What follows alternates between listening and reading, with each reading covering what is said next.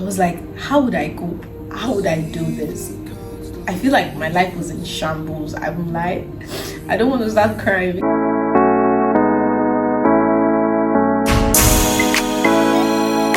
Hi guys, it's your girl Dera Maris. Welcome back to a new video. If you're coming here for the first time, please don't make it your last. Subscribe, hit that subscribe button, so you could be part of the family, and then so you could see more of this, goodness.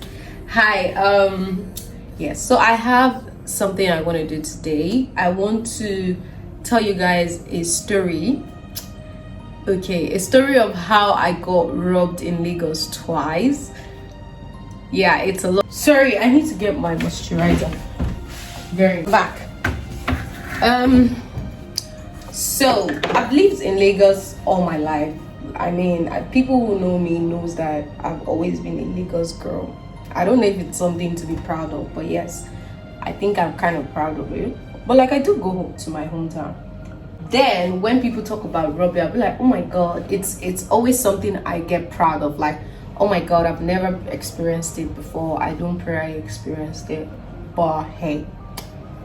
So it's crazy it happens, because I feel right now in Lagos is not a very safe place to be, mainly during the night. It's always advisable, because my experiences happened only at night. All this thing that have happened to me only had happened to me at night. So I would advise you, if you want to come stay in Lagos, just be careful at night. Just even though you're staying in the most safe area, still be careful at night. Anyways, please note, whatever I'm about to say in this video doesn't mean it's my experience, not your experience. You get what I mean? But like, I just feel like I need to say it because hey, it's story time.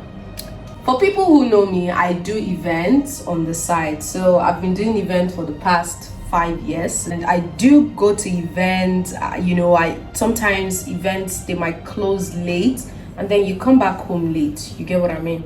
So on this fateful day, December 2020, I went for this event job on a Sunday. Sunday's events are mostly definitely like all these parties, birthdays and all that. So it was an older person's birthday, and I knew that I would be late, coming back home. I knew I was going to come back late. But here's the thing. So normally when we come back late, it's either you're going back home that night or you stay. So where we had this event was this popular hotel in Lagos called the Eco Hotel. So I went to Eco Hotel. That was where we did the event. We all did the birthday. Everybody came. A lot of celebrities came to this party and all that. And fortunately, the event ended. The event ended for like 11. And because it was late, it wasn't advisable for us to go. But for me, yeah, it was a Sunday, and the next day was going to be a Monday. And I had an interview on Monday because I had stopped working because COVID happened. So I was one of the people who got laid off from where I was working before. So I was laid off. So I wanted a new job, but like I wasn't really in a hurry to get a new job. But then my sister was like, Marish, you need to get a job, something like that. I'm like, okay, I should get a job. So I applied for a job, and luckily for me, I was called for an interview the following day. That's the Monday. So because a girl now, as a hustler, I was thinking, okay, once I'm done with this job on a Sunday, I'll just go to the event on Monday morning. So because if you stay in Lagos, you know the traffic. If you don't leave your house very early, sorry is your name. Like, what I mean is that you're definitely going to deal with the traffic. So for me, yeah, I didn't know the place was actually close to my house. If not, I wouldn't have really bothered of leaving. So I didn't leave that night. I left. So we stayed at the hotel. We stayed in the hall. Like, we slept in the hall. Not even like we lodged or something. We didn't lodge. They didn't lodge us. The company didn't lodge us. I don't know why. But like, we all slept in the hall. So because we felt it wasn't safe, blah blah blah blah blah. So we slept in the hall. Why we did, early in the morning, there was this colleague of mine that had a car. So she was like, hey, whoever is going my way should come, but I'm leaving very early in the morning. I'm leaving for 5 in the morning. I'm like, okay, it's a good way to save money, in terms of traffic and all that. Like, I felt it was a good way to save, my fare. So I just said, okay, I will join you in the morning. Let's go. So I stay on the mainland, and where we had the event was on the island. So she was going, and then we both joined her. So we woke up in the morning. It was like 5:30. So our journey began. So we went to her car, we all entered, myself, one person in front, myself at the back with one other guy. So we were both coming down from the same bus stop, funny enough. And then we got there, right? She was meant to stop me at Palm Grove, and then I don't know what happened. She forgot she was going to stop us at Palm Grove. She then went to the next bus stop, which was Obanikoro or something. So she then stopped us there. Please note, this was around 5, let's say almost 6, 5:40 something or so. So because Obanikoro to it wasn't that far, so I just said to my friend, like, hey, let's come down here, because the next bus stop we're going to enter another cab again to start coming to this place, and we don't want to waste that fare. So we just said, okay, let's come down and walk down to the nearest bus stop. And this was like past 5. This was how myself and this guy, we started walking. We were talking in the morning. You know how normal human beings talk, and my phone was off. So my phone was very low then, I couldn't charge it. So then I just put it in my bag. And that was how we were walking down to the bus stop. I think there was this place called, I really don't know the place, after it was close to this Keystone Bank. So that was where we were headed to. So from there we just enter and take a bus going to wherever we're going, you know. That was how we were walking, and they came, like, guys just came behind us. I swear to God, till this day I still feel traumatized, I swear. So they came, and the guy, he's very tall but skinny. So he came, and some of them came with bikes, the other ones came with like cutlass and something. They were about 7, not 2, not 1. They were 7 in number. So because they were 7 in number, now I couldn't say anything. That was a girl. So there were about 4 of them in front with a bike, and then they came. So I was thinking, okay, maybe if I move back, like I was trying to move back, and that was how one came with this local gun behind my back. And behind my back, I was scared. I saw a gun. I had to like cooperate, because I don't care whatever I do, whatever is in my head, I just freaking have to cooperate. I'm trying to even remember everything in detail. So while there was this gun behind me, I saw the gun with fear. The guy said, oh yeah, bring everything. And that was how I started bringing everything. I brought out my phone. I didn't even have any cash on me. The only cash they took was 500 naira, which was very poor. God save me. So at that grass area, that was how we poured all our things on the floor, because they were searching. They took my phone. I don't use ATM card. My ATM card, we're always at home. I don't take my ATM cards with me if I have cash. So I was just there, and then after they did everything, they took the guy's wallet, took his phone. He was using an iPhone 6s, and iPhone 6s. I was using a 7 Plus, and this was 2020. So, and this was like in December. I think it was on the 21st of December. I would not forget. I don't know either of those days. So I was shocked. I won't lie to you. So on getting, after they finished, they collected everything. I think the guy wanted to like retaliate, but like I'm like, guy, just give them. And then after he did, I just like, because at that point, if you fight with them, they could shoot, they could kill, anything could happen. Nothing is guaranteed. So I just said to myself, guy, give, I beg. Because I really cannot deal with the fact that someone dies and I'm there. Please, I don't want to experience that. I beg. So I just said to the guy, I beg, give. And that was how the guy just gave everything on him. He only had like 5. Like it was later, he was telling me he had like 5K in the account and all that. And for myself, I had a lot. So what they did was, remember I said my phone was off. My phone was off, and then I went home. I don't know how it happened. It got to my realization that, okay, let me just cut that. I'm like, okay, after they did everything, they left us. Like all my properties were on the floor, my clothes, my change of clothes, everything were on the floor. I started packing, you know, and then I went. And then I only had 5. I don't know how they didn't know I had a cash on me. Like I had cash on me wrapped in my hands, and it was just 500 naira. And then we just crossed over. They robbed us. Somebody passed. I'm like, hey, yeah, they robbed you guys. I'm like, okay. So then the guy, we just went. We entered the next place. We took our bus. The guy, you know, that shock. For me, I think for me, yeah, I don't know. The guy, when we entered, we were just in the bus. I got robbed too. But I was telling the guy, calm down, you could do all right. You get, like, I was trying to even console him. Whereas myself, I need to be consoled, which is very crazy. So then I said to the guy, like, okay, where are you stopping? I'll pay for you. I have 500 naira cash on me. And I paid for the guy. The guy just came down from the bus and walked home. And then me, I was heading to my own place, and which I'm still trying to even understand. So while I came down, I was going home, and I got home. Thank God my keys were still intact. They didn't take my keys.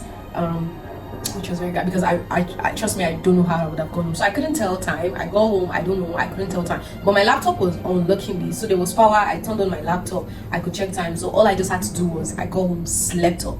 Like I slept because I mean big shit just happened to me. I had to sleep.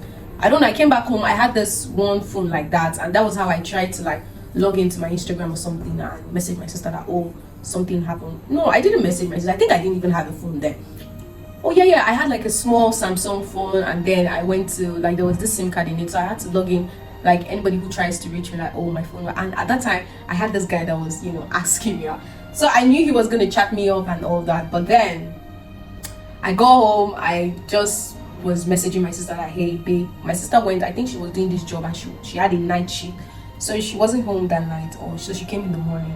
And then I started telling her the whole thing, and I told her that, hey, I want to go for this interview. I am going to go and I am going to come back.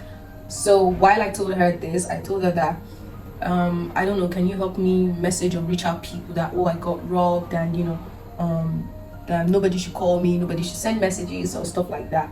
So I went, and then I came back from the interview. Let me even explain that interview to you. I went to that interview that morning, the job that made me leave that place. Sometimes I get furious whenever I think about it. I'm like, it's this job that made me leave my house very early, leave wherever I was very early, just because I didn't want to miss the time. Anyways, that's by the way. So I got to the interview. After they made me wait for hours, number one. Anyways, I got the job. After they made me wait for hours, I was waiting. I'm like, I'm angry. Like, these people don't know what has just happened to me. I'm angry. But like, I was still ready for the job because I needed the job. So after the whole thing, they interviewed me, they talked, we spoke, blah blah blah blah blah blah. So, and then I just said to the lady like, yo, you have to give me this job. I don't care. I just got robbed this morning. You guys have to give me. I had to say, I'm like, hey, you guys have to give me this job because I just got robbed just because I want to come to this interview. I know you guys don't, but you have to give me the job. I don't care. So that was just all I said, and then they reached out to me. I left. I got back home. The interview didn't even take up to an hour. I left that place. I was so mad. I'm like, I could have been late. I could have. It was just a crazy thing. But hey, so I got there, and then while I got there, I go back home. I left. I go back home. After I go back home, I go back home. I didn't even cry because I don't know. I think I am. A lot of things have happened to me. Parents have died. Families have died. I think I'm a tough person. So on that day, I didn't cry. I won't lie to you. I mean, I felt like what worst have happened. So on this period, I didn't know that these guys have removed my SIM card because my SIM card was connected to my apps because I could use USDD. So while I was here, while I was going for interviews and all that, these guys were removing my money. And my sister said to me like, hey, you need to go retrieve your line. So I went to Ikeja, to Etisalat office. I had to go to Ikeja. On going to Ikeja, I saw the billboard at what's this billboard at Maryland. I had to come down from Maryland. I'm like, okay, let's get the billboard. There's this code for Access Bank that I could block my account, and that was how I was able to like block. So I input the code and my account got blocked. So I went to, and after that I went to Nine Mobile, and Nine Mobile helped me. I got my this thing. That was when they started the NIN thing. So luckily for me, I had NIN, and they asked for an affidavit. I'm like, why do you guys need it? Anyways, I did that, and I got my SIM card. So I knew they might remove money because I've heard a lot of stories where people talked about how they removed their money and all that. But like, hey, it hasn't happened to me, so I really cannot say. And that was how I went to the bank. So the customer center service, or the customer service woman, was actually an Igbo woman. And then I explained to her like, hey, I want to block my account. This was what happened. And then they started going to the sheets of my history of the transaction that has happened. And she started shouting, hey, they have removed the money. And so she was in front of me. She was just shouting, I am the owner of the account. And she was shouting, hey, God, hey. Like, I couldn't see what was happening in front. Like, I couldn't see the screen. But she was just making me so scared. I'm like, hey, God, all my savings, like, how am I gonna cope? I've been working all my life. I swear to God, like, how am I fucking gonna cope? This woman was screaming, hey. Hey, I'm like, hey God, this Nigeria one. Like, one thing about we Nigerians is we just know how to scream. Like, hey, I'm like, hey God. I wasn't smiling like this on that day. I was just mute. I'm like, okay God, whatever is gonna happen, it has happened. I just need to know how much is remaining and if I've blocked the account. Then I asked her, has the account been blocked? She said yes, the account has been blocked, but this was the amount they removed. God, luckily they didn't remove everything. I was able to block it before they removed, but like this guy removed almost 500k bucks, like 500,000. Like they started removing like 1,000 naira to 10,000 naira to 20,000 naira, and they saw that, oh, there was still money in the account, and they started removing. Like this guy, they removed they removed my money, and I just checked the balance and I saw, okay, this is the balance, this is what I'm going to use in 2020. It was crazy. So guess what, even the job, I didn't get a call to like the next 3 months. I was like, how would I cope? How would I do this? I feel like my life was in shambles. I won't lie. I don't want to start crying because it was a very tough time for me. Like I came back home. I think my sister was there with me. I came back home, we were together. My sister was even the one crying for me, and she was like, hey, how are you not even crying? And in my head I'm like, hey, I don't know. I feel a lot more has happened. Like I don't think I feel I need to cry because a lot of shit way worse than this has happened to us and we've survived, you know. And so like Maurice, but this is so wrong. Like how can this happen? How can this happen? So the crazy thing was that I've been working all my life. Like I would say that I've been working. So like the iPhone 7 Plus was about 100 and something. Like imagine removing 170 something thousand to buy a phone, because I needed to do things. I needed to make video, because then I just even started my YouTube channel in 2020. I wanted video quality. I needed good quality camera. I don't know. I need to be doing my makeup while I'm talking. Like I needed good video quality. So I started. That was why I even bought the iPhone 7. So while I did that, that was the reason I bought the phone. And then they stole the phone, and you know, it was just a lot. Like if I think about it, I'm like, okay, now I can now be among the people who have said, who would say that, oh, I got robbed, I've been robbed, and da. But hey, sometimes I think about it and I'm like, how did I even cope during this tough times in my life? Like how the hell did I even cope? I had no money, trust me, and then I didn't have a job. So it was the little things I was doing. And then, you know, like events was pretty hard because COVID just hit there, so a lot of event planners were not doing jobs, so there were not even jobs coming. I'm like, how the hell would I do it? Guys, I was this close to going to do a, permit me to say, runs. Like I won't lie to you, like there's this, yeah, God, man. I am just grateful. I won't lie, I am just freaking grateful. But hey, it happened. Luckily for me, I had this friend. I was like, okay, Maris, I'm going to give you this phone. So after the whole thing, I was able to like go. I used this small Samsung that I've been using in the past, logged in, and then I told my Instagram like, hey, I uploaded on my bed like, hey, my phone has been locked, so if you're gonna reach me, just reach me, and da. And that was how I told you, the guy who was asking me out, that was how he knew I got robbed. And then he came, like, he visited me. I'm like, hey, what's up, how are you, da. I'm like, I'm fine, I'm okay. So and I think it was like 2 weeks later or so, I was able to get a new phone. I got an XX Max. So if you want to watch the part 2 of the second time I got robbed, now check. So I'm gonna end this video here. I feel like the story is too much for you guys to handle, like just for one video. So if you want to watch the part 2, please click the next one. But for now, bye bye.